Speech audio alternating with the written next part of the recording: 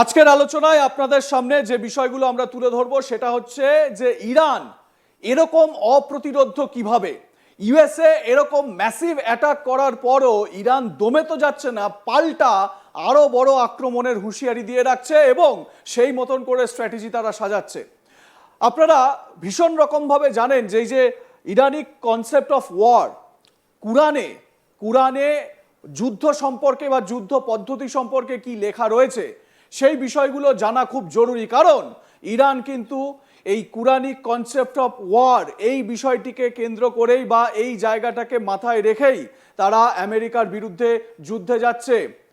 এবং ইসলামে একটা কথা আমরা সবসময় শুনি না বা প্রচলিত আছে না যে কাফেরোকা খাতমা, তো সেই রকমই একটা বিষয় কিন্তু ইরানও এবার চাইছে। আমেরিকাকে কিভাবে নাস্তানাবুদ করতে হয়, আমেরিকাকে কিভাবে খতম করতে হয় সেই প্ল্যানিং নিয়ে চলতে চাইছে ইরান। আমরা এই জায়গা থেকে দাঁড়িয়ে যেহেতু ভারত নিরপেক্ষ অবস্থান নিয়েছে এবং ভারত যুদ্ধ বন্ধের পক্ষে সওয়াল করেছে, শান্তি কিভাবে ফিরিয়ে আনা যায় সেই পক্ষে সওয়াল করেছে, আমরাও সেইভাবেই আপনাদের সামনে বোঝাবার চেষ্টা করব দুপক্ষ কিভাবে এগোচ্ছে। আর এই আলোচনার জন্য আমি আজকে স্টুডিওয় পেয়ে গিয়েছি বিশিষ্ট ডিফেন্স এক্সপার্ট আর কে শ্রীবাস্তব স্যার। আর কে স্যার, স্বাগত আপনাকে আজ তাক বাংলায় আজকের এই বিশেষ আলোচনায়। স্যার, আমরা প্রথমেই যখন এই আলোচনা করছি তখন আপনার কাছে আরও একটু ভালো করে বোঝার চেষ্টা করব।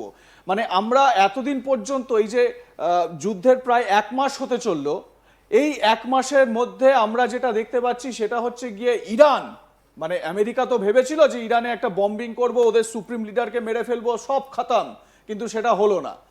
ইরান আবার ঘুরে দাঁড়ালো এবং এত মানে বলা যেতে পারে ভারীভাবে আবার আক্রমণ করা শুরু করলো, তাতে করে কিন্তু দেখা যাচ্ছে এখন আমেরিকাই চাইছে যে থাক বাবা, অনেক হয়েছে যুদ্ধ, এবারে আমরা শান্তি চুক্তি করি, শান্তিতে আসি।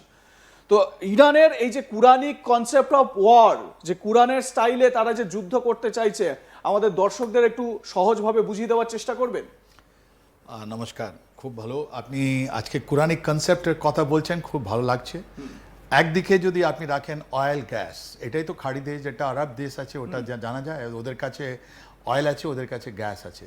অন্যদিকে জল, আপনার কাছে যদি একটা অপশন দেওয়া হয় কি এটা গ্যাস অ্যান্ড তেলটা ইম্পর্টেন্ট না এটা জলটা ইম্পর্টেন্ট, আপনি জেনে আশ্চর্য হবে যে এই জলটা ইম্পর্টেন্ট। আর এটা আজ থেকে নয়, এটা যবে থেকে ইসলাম এসছে তবে থেকে আপনার এই জলের ওয়ার, ওখানে ও সময় তো গ্যাস আর অয়েল ও সময় ডিসকভার হয়নি। তাহলে যতগুলো এই যে আরেবিয়ান প্যানিনসুলা, আরেবিয়ান যেটা জায়গাটা আপনি দেখছেন, ওখানে সব থেকে বড় জিনিস ছিল আপনার অয়েল, ওয়াটার, জল।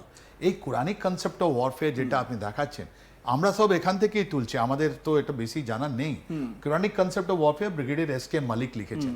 আমরা যদি একটু কন্টেন্টস গুলো দেখি তাহলে কন্টেন্টস গুলোতেও দেখুন অনেক কিছু এখানে লেখা রয়েছে, যে ইন্ট্রোডাকশন যেটা থাকে, তারপরে historical perspective, the causes of war মানে যুদ্ধের কারণ কি, দ্য অবজেক্ট অফ ওয়ার মানে মানে কি জন্য এই ওয়ার, মানে কোন জায়গাগুলোকে উদ্দেশ্য করে এই war, the nature and dimensions of war, মানে নেচার অ্যান্ড ডাইমেনশনস মানে ওই প্রাচীনকালে যুদ্ধের নেচার, প্রকৃতি কি হবে এবং কত রকমভাবে যুদ্ধ হতে পারে সেই ডাইমেনশনগুলোও বলা হচ্ছে। তারপরে বলা হচ্ছে যে দ্য এথিক্স অফ ওয়ার। আমার ঠিক এই জায়গাতেই একটা প্রশ্ন আপনার কাছে, বর্তমানে যে যুদ্ধের মানে পদ্ধতি বা যুদ্ধ আমরা দেখতে পাচ্ছি, মানে এই এথিক্সটা কি মানা হয় যুদ্ধে এই মুহূর্তে? ইয়েস, এথিক্স আছে যে আমরা সিভিলিয়ান মানুষদের আমরা মারবো না, কিন্তু সেটা হচ্ছে আমেরিকা তো স্কুলে বম্বিং করেছে। দেখুন, স্কুলে বম্বিং করেছে, ওটা কেন করেছে, কিভাবে করেছে, এটা তো আমরা এখন বলতে বলবো, কেন ওর ইনভেস্টিগেশন হয়নি।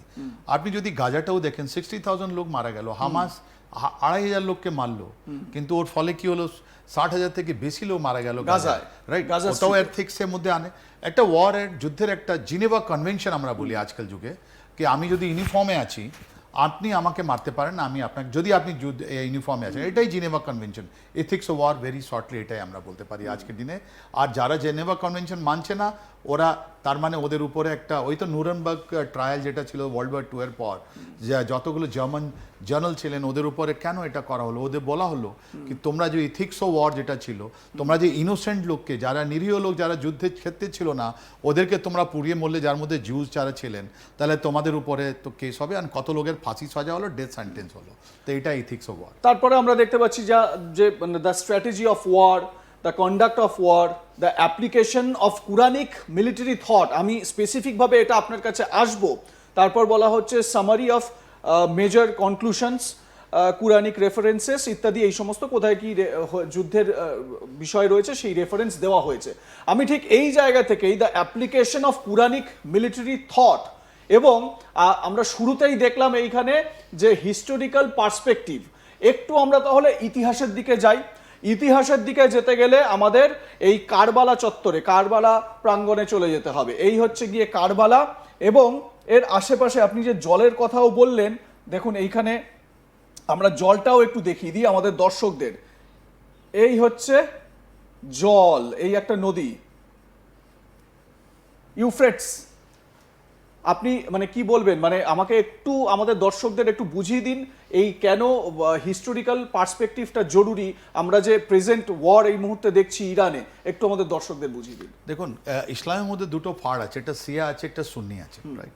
এই যে ইমাম হুসেন, উনি প্রফেট, হোলি প্রফেট, পবিত্র প্রফেট যিনি ছিলেন, উনি নাতি। আর এই যে কারবালা দেখাচ্ছেন, কত সুন্দরভাবে আপনি কারবালাটা আপনি দেখিয়েছেন এখানে। এই দেখুন কারবালা এখানে আছে, কোনো প্রবলেম নেই, মানুষ দেখতে পাচ্ছে, কারবালা লেখাই আছে। আমি দেখাচ্ছি, হ্যাঁ দেখান, এই কারবালা, এই দেখুন কারবালা। আর এই হলো ইউফ্রেটিস নদীটা, হলো ইউফ্রেটিস নদী। এই যে পুরো খাড়ি দেশে, আপনি যে আরব দেশে যেটা আছে, ও সময় যুদ্ধে হতো, জলের কাছাকাছি হতো, রাইট? আর এখানে দুটো নদ আছে। আপনি যদি পুরো যদি দেখাতে পারেন, এখন কারবালা দেখালেন, আপনার ইউফ্রেটিস নদীতে দেখালেন, আর একটা নদী আপনার, এটা ইরাকে আছে কিন্তু আজকে, হ্যাঁ এটা কিন্তু ইরাকে আছে। আর এটা সব থেকে পবিত্র জায়গাটা আছে, যেখানে 680-তে আপনার ওখানে যুদ্ধ হয়েছে, রাইট? আর যেখানে কেন যুদ্ধটা হলো, ওই যুদ্ধটা হলো জলের নিয়ে, জল নিয়ে।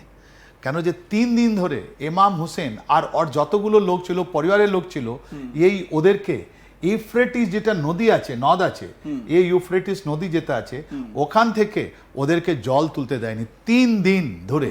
যখন ওদের লোক মরছিল, 3 দিন জল না খেয়ে মরছিল, তখন ইমাম হুসেন আলী এবং তার পরিবারের লোক এবং তার অনুগত যারা ছিলেন, তার মানে জল ও সময় যে ওয়েপন ইস্তেমাল করা হয়েছিল। ওনার যে আগেনস্টে যারা লড়ছিল, ওরা জেনে যে গিয়েছিল যদি আমরা এখানে জল এদেরকে না দিয়ে এদের মরে যাবে, এদেরকে বের হতেই হবে। তার মানে জল যেটা যাচ্ছে, এই জল হলো আপনার একটা ওয়েপন। এন্ড এটাই কোরআনিক কনসেপ্ট অফ ওয়ারফেয়ারের একটা থিম, যেটা ইরান এখন তুলেছে আর ওয়ার্ল্ডকে বলছে, যতগুলো খাড়ি দেশ আছে ওকে বলছে কি যদি তুমি আমার কথা না শোনো, তাহলে এই যে তোমার লবণ মুক্ত যেটা জল আছে, যেটা তোমার সমুদ্র জল থেকে তুমি যেটা জলটা খাচ্ছ, আমি অতগুলো ডিস্যালিনেশন ওয়াটার যেটা প্রজেক্ট আছে,